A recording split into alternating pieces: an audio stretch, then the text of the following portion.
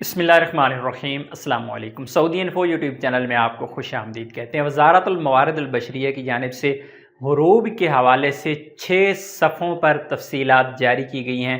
कुछ नई चीज़ें ऐड की गई हैं, कुछ पुरानी चीज़ें हैं जो दोबारा से रिवाइज़ की गई हैं, कुछ ऐड हैं चीज़ें, कुछ में चेंजिंग्स हैं।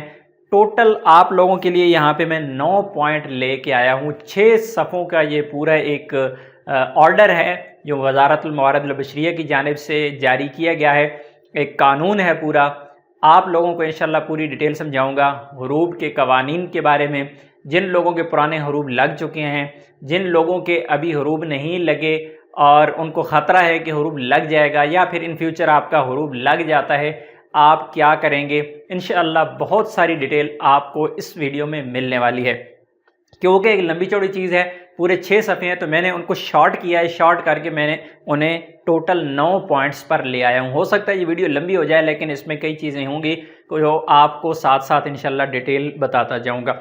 सबसे पहले जो अहम चीज़ है यहाँ पे बताई गई है अकामा के हवाले से कि जिस बंदे का अकामा वैलिड है उसका ऑनलाइन हुरूब कफ़ील लगा सकता है, लेकिन जिसका अकामा एक्सपायर है उसका ऑनलाइन हुरूब नहीं लग सकता। उसका हुरूब लगाने के लिए आपकी कंपनी या कफ़ील को एक लेटर लिखना पड़ेगा और वो लेटर गुरफ़ा तजारिया करवाना पड़ेगा, उसके बाद जाके हुरूब लगेगा, अदरवाइज़ हुरूब नहीं लग सकता। और ये कानून पहले से ही मौजूद था कि जो जिनका अकामा एक्सपायर था उनका हुरूब तो लग जाता था, लेकिन वो हुरूब गैर कानूनी था। अगर आप उसके ख़िलाफ़ केस करते थे तो वह फ़ैसला आपके हक़ में आ जाता था। अभी भी इसको मज़ीद थोड़ा सा मुश्किल किया गया है कफ़ील कंपनी के लिए, ताकि वो इजीली आपका हुरूब ना लगा सकें। लेकिन मैं दोबारा बताता चलूं कि अगर आपका अकामा एक्सपायर है, आपका कफ़ील अगर हुरूब लगा भी देता है, आप उसके ख़िलाफ़ केस करेंगे और केस का जो टाइम है आपका वो है 15 दिन से पहले। अगर आप 15 दिन के अंदर अंदर उस पर केस करेंगे तो आपका फ़ायदा होगा। चलते हैं नेक्स्ट पॉइंट की जानिब। वो कहा गया है कि जब आपका हुरूब लग जाता है तो उसके बाद जब आप केस कर देते हैं तो केस की वजूहात जानी जाती हैं। आप जाके केस करते हैं कफ़ील पे कि इसने मेरा गलत हुरूब लगाया है। हुरूब सिर्फ एक सूरत में लग सकता है, वो ये कि आप कफ़ील से भाग गए हैं, चले गए हैं कहीं और। बाकी कफ़ील के साथ आपका लेन देन का मामला है, कफ़ील के साथ आपका सैलरी का तनाज़ा है, कफ़ील के साथ आपकी छुट्टी का तनाज़ा है, आप खरूज नहाई जाना चाह रही हैं, कोई ऐसा काम जो कफ़ील आपसे करवाता है वो करना नहीं चाह रहे, कोई भी ऐसा इशू, उस वजह से कफ़ील आपका हुरूब नहीं लगा सकता। सिर्फ़ और सिर्फ हुरूब लगेगा तो वो जब आप कफ़ील से भाग के चले जाएंगे। अब जब कफ़ील ने आपका हुरूब गलत लगा दिया, कफ़ील आपको बकाया जात नहीं देना चाह रहा, या कफ़ील के ख़िलाफ़ आपने केस कर रखा है मकतब अमल में बकाया जात लेने के लिए, खरूज नहाई के लिए, किसी भी मसले के लिए, उसके बाद अगर कफ़ील आपका हुरूब लगा दे तो वो गैर कानूनी हुरूब है और उसके ख़िलाफ़ आप केस करेंगे 15 दिन के अंदर अंदर। ये सारी चीज़ें आपको ध्यान रखना होगी। उसके बाद जो तीसरा पॉइंट है वो बहुत अहम है कि कफ़ील ने आपका हुरूब लगा दिया, फिर आपने उस पर केस किया, या फिर कफ़ील वैसे ही राज़ी हो गया, उसने आपका हुरूब कैंसिल कर दिया। हाँ, एक और चीज़ यहाँ पे अहम बताता चलूँ कि जो हुरूब है आपका, कफ़ील 15 दिन के अंदर अंदर ऑनलाइन कैंसिल कर सकता है, लेकिन अगर 15 दिन से ऊपर टाइम गुजर गया तो फिर आपके कफ़ील को भी वहाँ पे या पे तरहील सेंटर जाना पड़ेगा या वज़ारतुल मवारिद अल बशरिया जाके आपका हुरूब कैंसिल करवाना पड़ेगा, अदरवाइज़ वो ऑनलाइन हुरूब कैंसिल नहीं हो पाएगा 15 दिनों के बाद। जब एक बार आपका हुरूब कैंसिल हो गया, कफ़ील ने अपनी मर्ज़ी से कर दिया या फिर आपने केस किया, फिर वज़ारतुल मवारिद अल बशरिया की जानिब से आपका हुरूब केस जो है वहाँ पे ख़त्म करवाया गया, कफ़ील की आपस में बातचीत हो गई, आपके साथ कफ़ील का कोई मुआहदा हो गया, फिर कफ़ील के पास आ गया, तो अगले 2 साल में आपका कफ़ील दोबारा आपका हुरूब नहीं लगा पाएगा। उसके बाद जो चौथा पॉइंट है वो है कि केस के बाद, जब आपने केस किया और उसके बाद फ़ैसला हो गया वज़ारतुल मवारिद अल बशरिया की जानिब से, अब होगा क्या कि जब आप केस करेंगे तो केस करने के बाद आपके कफ़ील को बुलाया जाएगा, आपको भी बुलाया जाएगा। कोशिश की जाएगी कि आपकी आपस में सुलह हो जाए, आपके जो मामलात हैं आपस में तय हो जाएं। अगर वो मामला तय हो जाते हैं या फिर केस हो जाता है, मामलात आपस में तय नहीं होते, केस आपका आगे चला जाता है, बाद में फ़ैसला आ जाता है, फ़ैसले के बाद अगर वज़ारतुल मवारिद अल बशरिया की जानिब से कहा जाता है कि ये कफ़ील के साथ ही बंदा काम करेगा اور ان کے معاملات آپس میں جب طے ہو گئے ہیں یا فیصلہ آ گیا ہے تو اس کے بعد 10 دن کے اندر اندر آپ کا کفیل کی ذمہ داری ہوگی کہ وہ آپ کا دوبارہ اقامہ بنا دے۔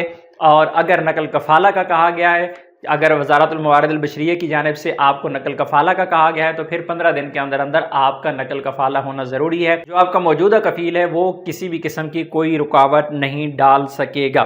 اس کے بعد جو 5واں پوائنٹ ہے وہ بہت اہم ہے، جو میں پہلے بھی آپ لوگوں کو بتا چکا ہوں کہ جب آپ کا کیس ہو جاتا ہے تو پھر کیس کے لیے آپ کے پاس پروف ہونا ضروری ہے۔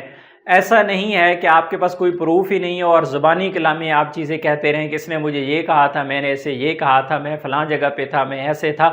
زبانی کلامی آپ کے جو پروف ہے وہ نہیں چلیں گے۔